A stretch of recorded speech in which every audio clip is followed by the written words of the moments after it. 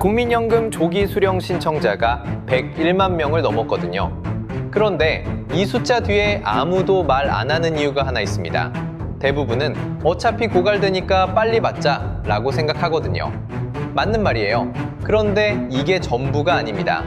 지금 당신의 연금이 매달 어디로 흘러가고 있는지 그 흐름을 따라가 보면 조기 수령이 합리적인 사람과 평생 손해보는 사람이 갈리는 기준이 보이거든요.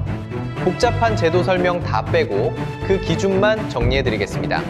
국민연금, 매달 월급에서 빠져나가는 거 다 아시죠? 그런데 이 연금을 받을 수 있는 나이가 되기도 전에 미리 당겨서 받는 사람들이 있거든요.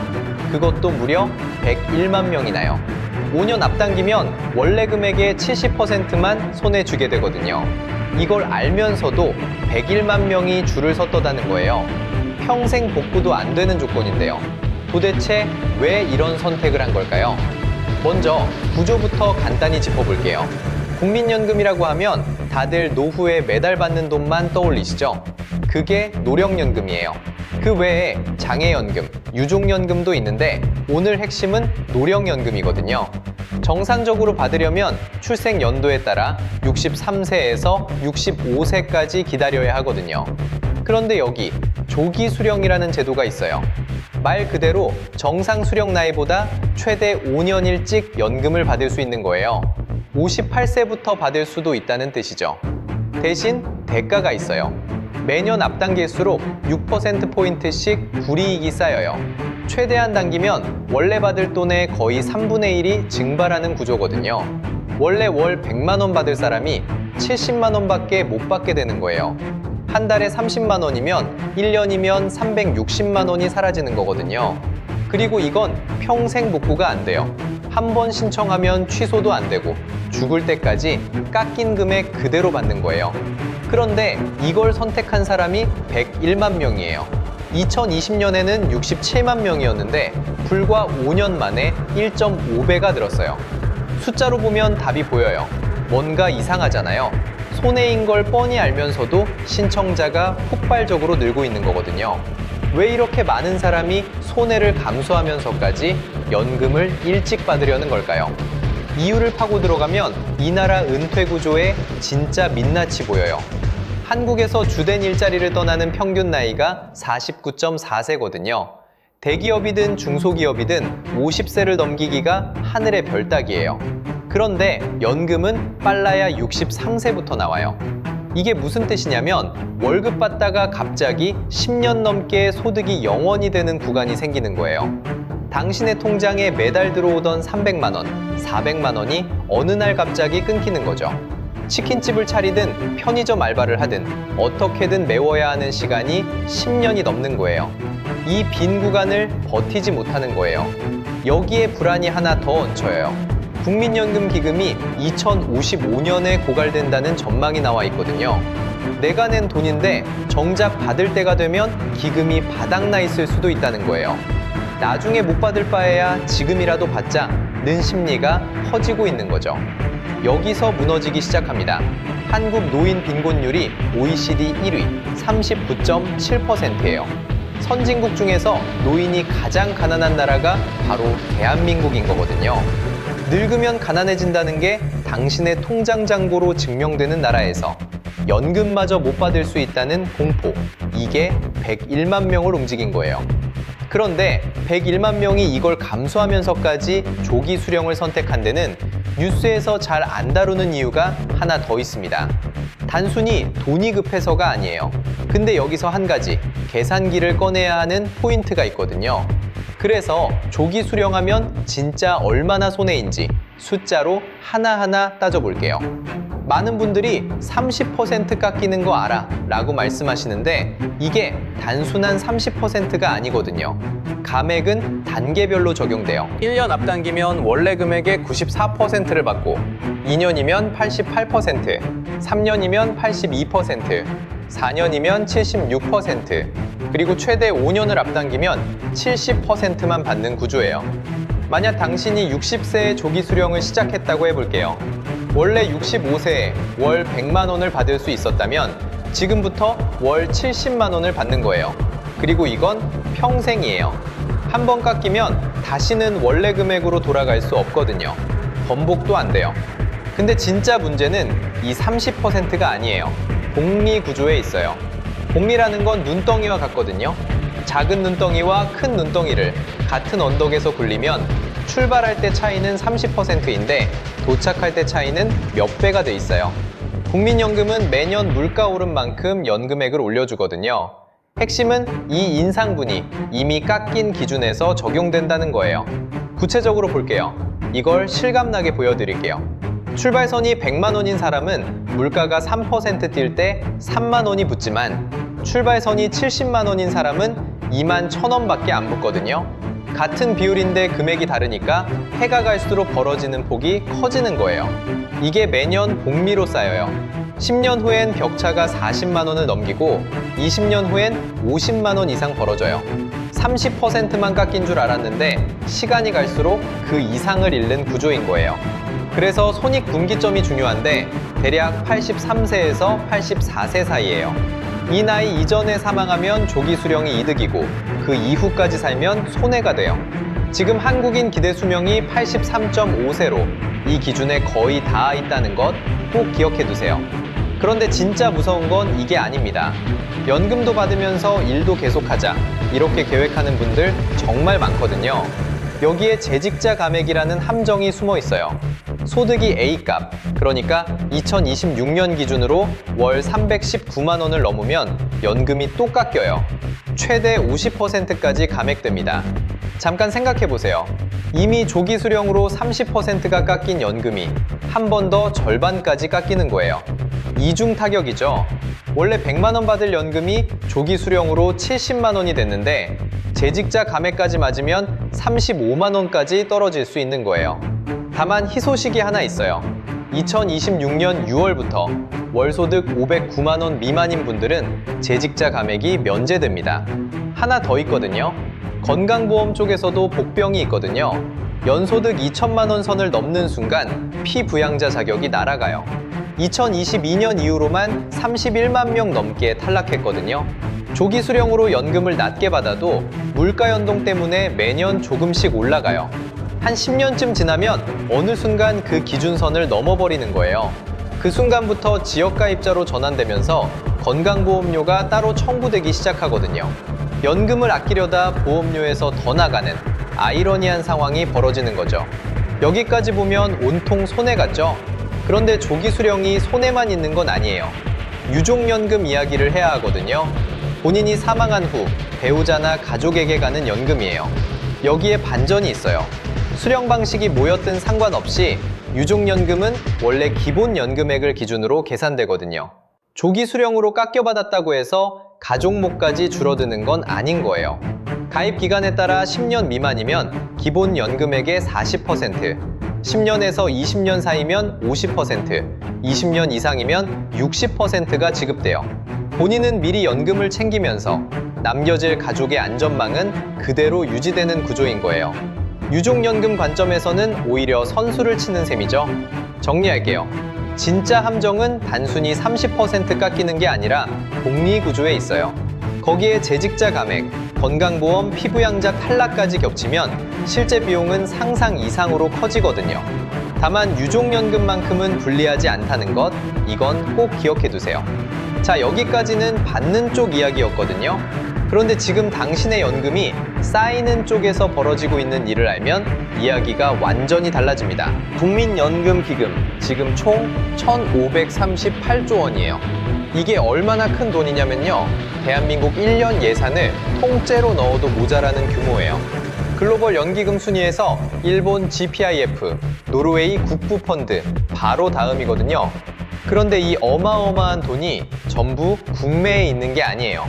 882조 원, 전체의 57.4%가 해외에 투자돼 있어요.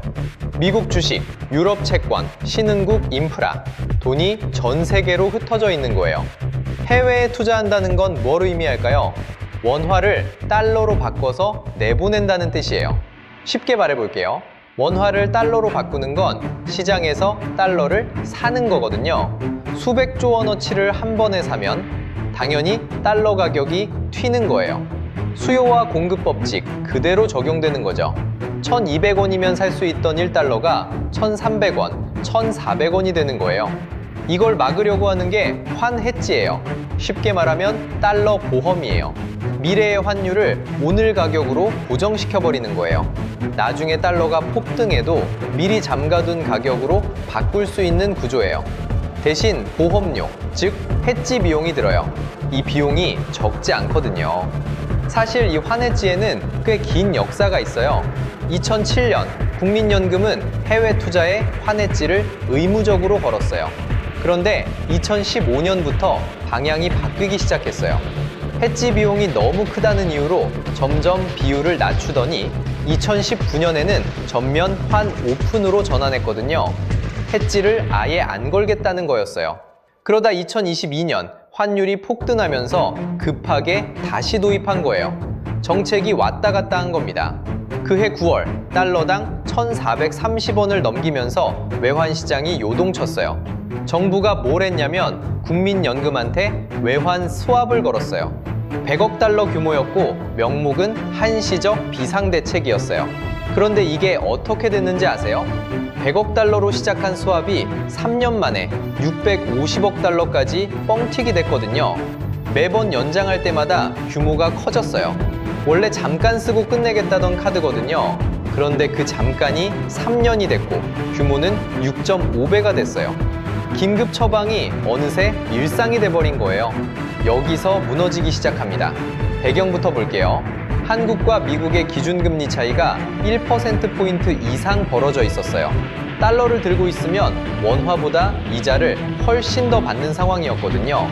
글로벌 자본이 미국으로 빨려 들어가고 원화는 약해질 수밖에 없는 구조였어요.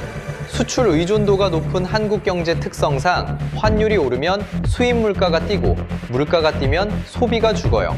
경기가 나빠지면 세수가 줄고 세수가 줄면 정부 재정도 흔들려요. 악순환이 시작되는 거예요. 설상가상으로 한국은 GDP 대비 수출 비중이 37%에 달하는 나라거든요. 환율이 불안하면 수출 기업의 실적 전망도 흔들리고 외국인 투자자들이 한국 시장에서 발을 빼기 시작해요. 그러던 올해 3월 말 환율이 달러당 1,530원을 찍었어요. 17년 만에 최고치예요.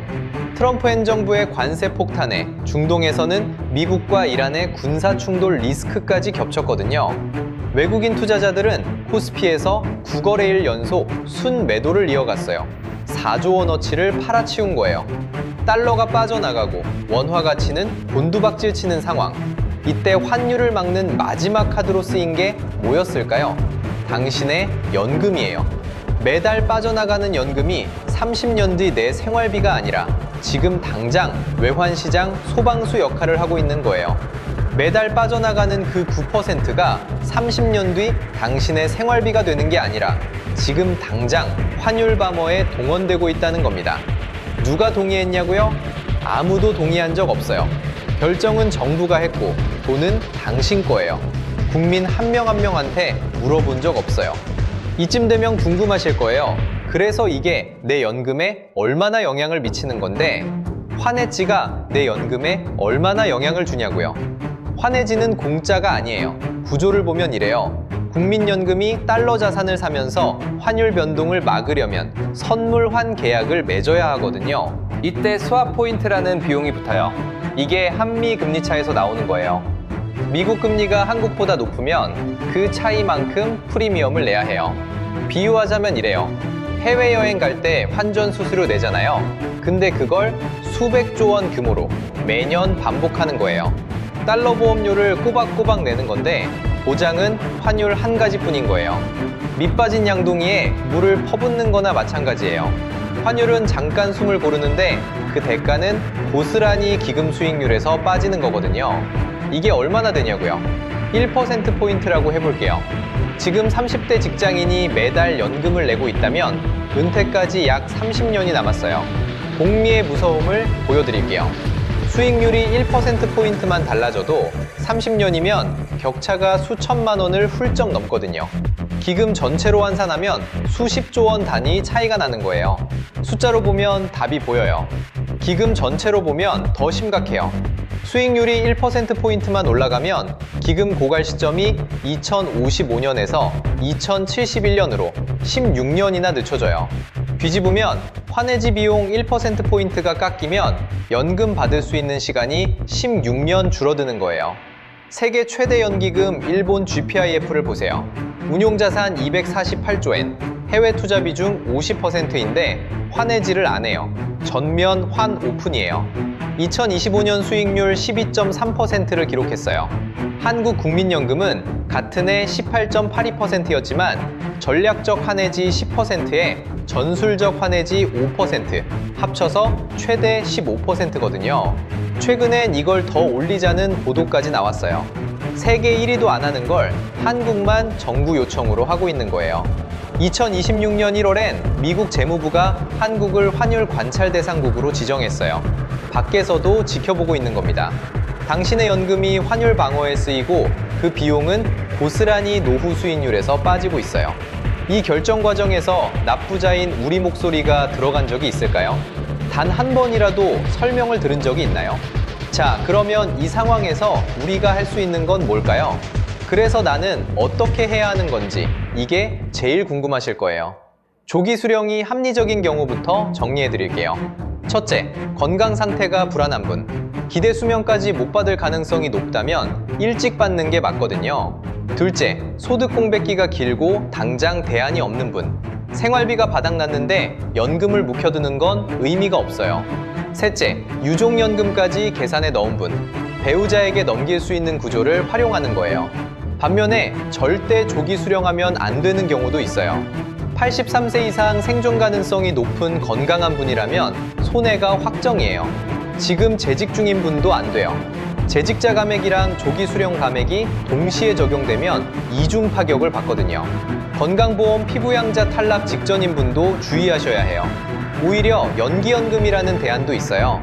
매년 미룰 때마다 7.2%씩 보너스가 붙는 구조라 5년을 참으면 원래보다 36%나 더 받을 수 있거든요.